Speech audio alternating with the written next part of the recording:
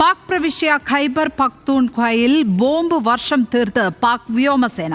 ആക്രമണത്തിൽ സ്ത്രീകളും കുട്ടികളുമടക്കം 30ഓളം പേരാണ് കൊല്ലപ്പെട്ടത്. നിരവധി പേർക്ക് പരിക്കേറ്റു. ഭീകരവിരുദ്ധ നടപടിയുടെ ഭാഗമായാണ് ആക്രമണം എന്നാണ് സൂചന.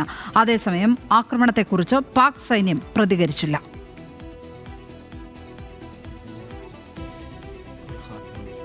കിറ താഴ്വരയിലെ മത്രേദാര ഗ്രാമത്തിൽ ഇന്ന് പുലർച്ചെ 2 മണിയോടെയാണ് ആക്രമണം നടന്നത്.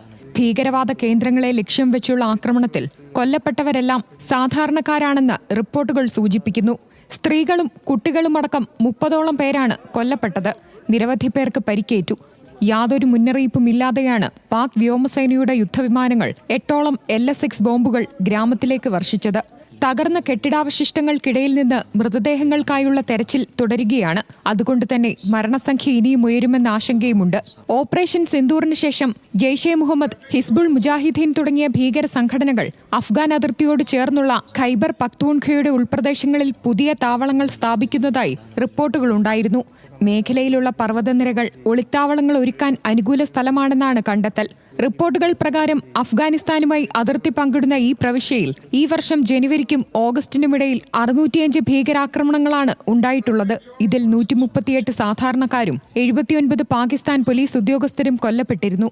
News desk, news Malayalam.